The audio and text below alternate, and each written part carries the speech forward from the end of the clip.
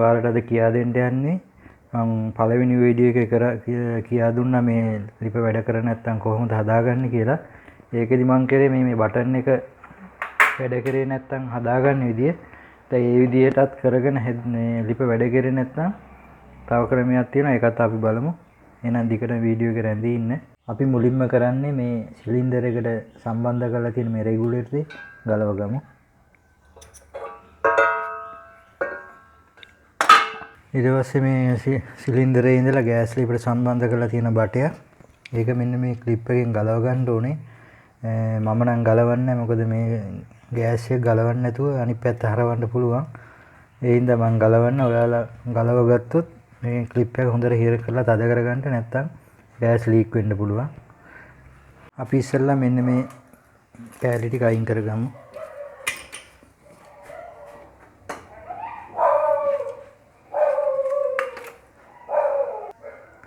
අපි දැන් ගෑස් ලිප අනිත් පැත්ත හරවගමු. මම දැන් සිලින්ඩරෙන් රෙගියුලේටර් එක ගලවලා තියෙන්නේ. ගෑස් ලිප අනිත් පැත්ත හරවනකොට මෙන්න මේ කෑලි දෙක මේ වැටෙන්න පුළුවන්. ඒ හින්දා ඒක වැටෙන්නේ නැති වෙන්න අල්ලගෙන මේක අනිත් පැත්ත හරවගන්න. දැන් අපි ගෑස් ලිප අනිත් පැත්ත හරවලා තියෙන්නේ. අද මම ඔයාලට කියා දෙන්නේ මෙන්න මේ ගෑස් ලිපට අපි මේ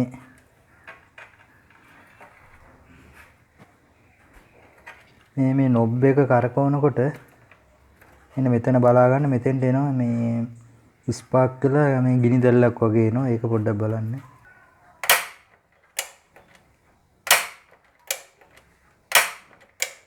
දැන් මේ ලිප මෙතන බලා ගන්න. මෙතන මේ ස්පාර්ක් වෙන්නේ. ඒ කියන්නේ මේක මේ ඇතුළ කැල්ලලා තියෙන්නේ.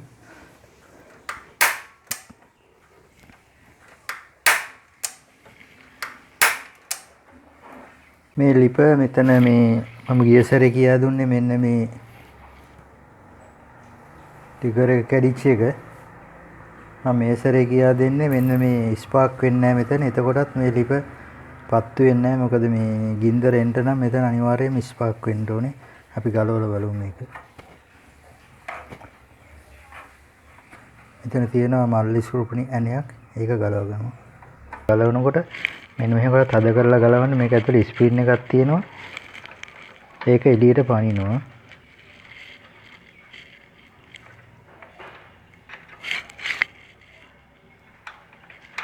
මෙහෙම ඇඟිල්ලෙන් තද කරලා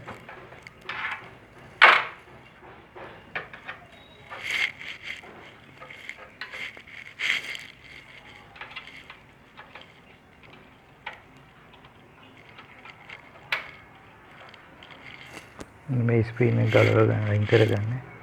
මෙතන ටිකර් එකක් තියෙනවා. අයින් කරගමු. මෙන්න මෙතනින් මේ වයර් එක පන්නගෙන මෙහෙම යටින් නොම ගන්න එළියට.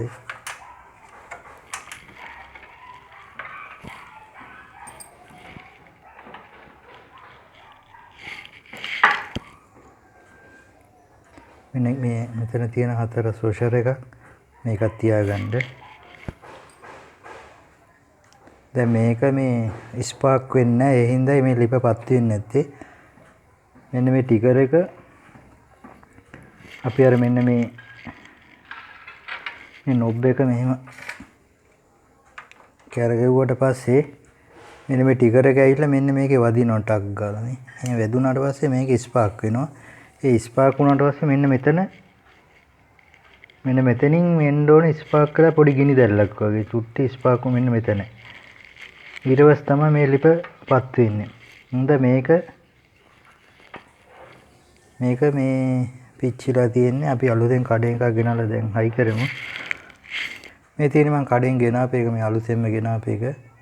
ඒක මේකේ ගානටම මෙහෙම තියාගෙන බ්ලේඩ් එකකින් කපා ගමු. මේ තියෙන මං ගෙනාපු එක මේ දිගට තිබුණේ. මේ පරණ එකේ ගානට කපා ගත්තා. මේක තමයි අපි කඩෙන් ගෙනාපු එක. ඒක ගානට තියලා වයර් එක ගානට තියලා කපා ගන්න. මේක මේ ටිකර් එක වැදුනහම තමයි මේක මේ ස්පාර්ක් වෙන්නේ. ඒකයි මේක පිච්චිච්ච ඉඳ අලුත් එකක් අපි දානවා.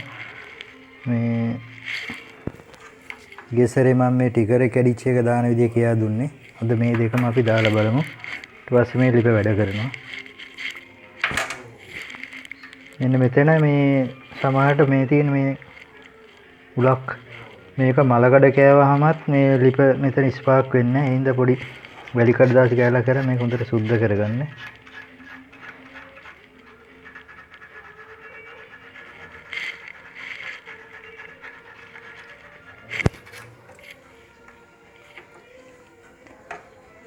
මෙන්න මෙතන මේ කම්බි ටිකක් තියෙනවානේ පොඩි කම්බි කෙඳි.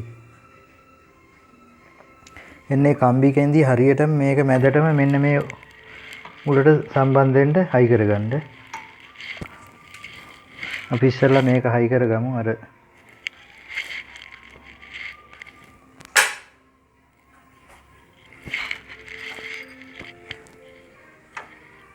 මේ පරණ එකේ ගලවපු මේ වොෂර් එකක් තියෙනවා. ඒකත් මේ විදිහට දාගන්න.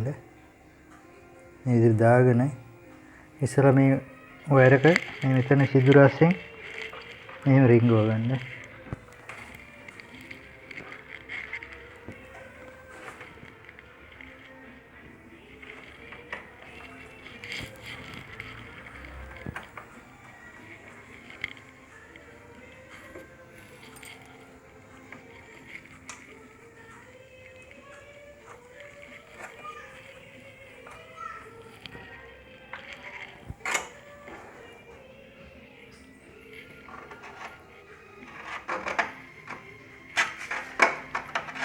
වලට පේන්නේ නැති මම අර දාපු වොෂර් එක මේ තියෙන මෙතන හිර වෙලානේ.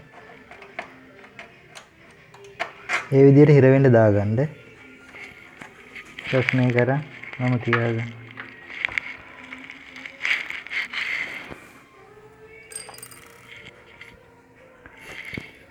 ඊට පස්සේ අපි මේ ටිකර් එක දාමු. මේ ටිකර් එක දාන විදිහ මම පළවෙනි වීඩියෝත් කියා දුන්නා.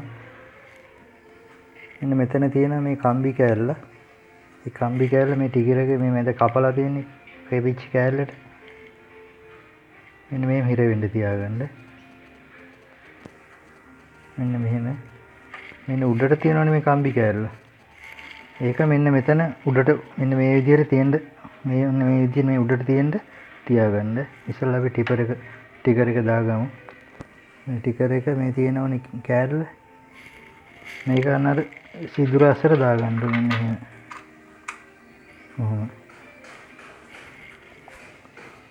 ඊට මේ ටිකර් එක මේ තියෙන මේ ස්ප්‍රින් එකේ මේ කම්බිය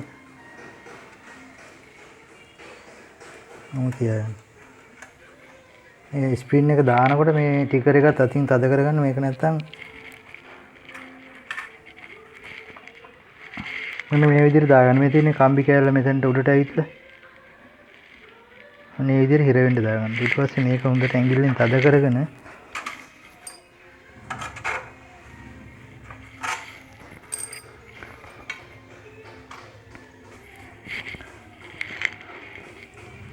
මෙන්න මේකේ තියෙන මේ කොටුවක් වගේ තියෙන කෑල්ල. ඒක මෙන්න මෙතන තියෙන මේ ඉස්සරහට පැන පොඩි තහඩුව ඔය මේ තියෙන. ඒකට හිර වෙන්න මේ එහෙම දාගන්න. මෙහෙම මේ උඩින් තියලා. නැත්නම් ස්ක්‍රීන් එක එළියට පනින්න අතින් තද කරගෙන ගේන්න. මේ මෙතන ලොක් එකක් වැටලානේ තියෙන්නේ. මේ ලොක් එක වැටලා ඊට පස්සේ මෙහෙම තද කරගෙන අපි මේ මල්ලි ස්ක්‍රූ පේන දාගන්න. මල්ලි ස්ක්‍රූ පේනේ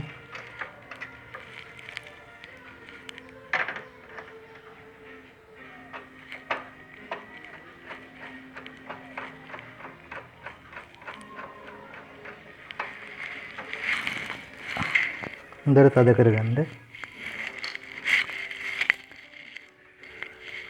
පස්සේ මේ මෙතන මේ කම්බි තියෙන්නේ මේ කම්බි ටික මෙන්න මේ කට්ටක් වගේ තියෙන උලක් ඒකට හරියට මැදටම තියෙන තද කරගන්න. ඔතන පිච්චුණත් මේකට ලිප වැඩ කරන්නේ නැහැ. මොකද මේ ටිකර් එක වැඩ කරාට වැඩක් නැහැ. මෙතෙන්ට ස්පාර්ක් කළා ගින්දර මේ ගිනි පුපුරක් ආවේ නැත්තම්. ඒ නිසා මෙන්න මේකත් හරියටම මෙන්න මේකත් හොඳට තිබුණොත් තමයි මේ ලිප වැඩ කරන්නේ. ඒතකොට මේකයි මේ ටිකර් එකයි දෙකම නිවැරදිව වැඩ කරොත් විතරයි මේ ලිපට ගින්දර එන්නේ. අපි බලමු දැන් මෙතන මේ අලුතෙන් දාපු එක දැම්මට පස්සේ මෙතන මේ ස්පාර්ක් වෙනවද කියලා.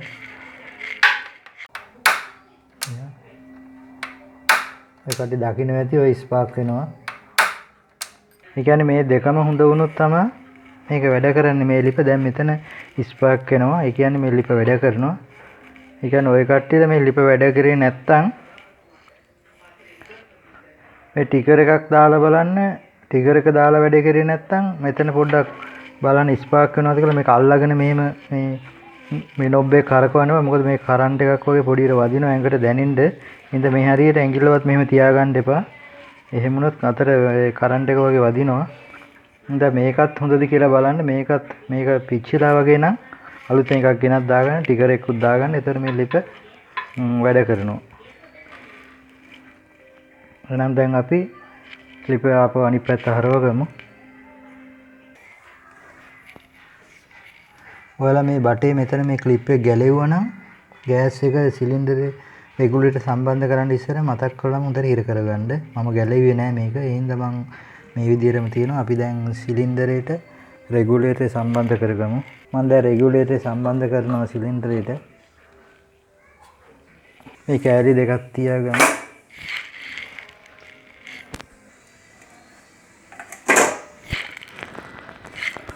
දැන් මම ගෑස් එක ඇරලා තියෙන්නේ. අපි බලමු ලිප් දෙක පත් වෙනවද කියලා.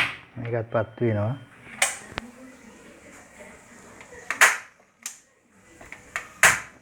ඒ ලිපත් පත් වෙනවා.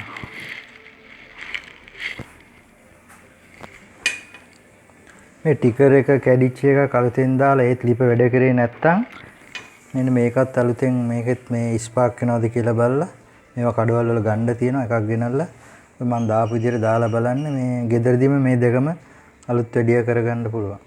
එහෙනම් වෙනත් දවසක වීඩියෝ එකකින් හමු වෙමු. ඔබ සැමට සුබ දවසක්.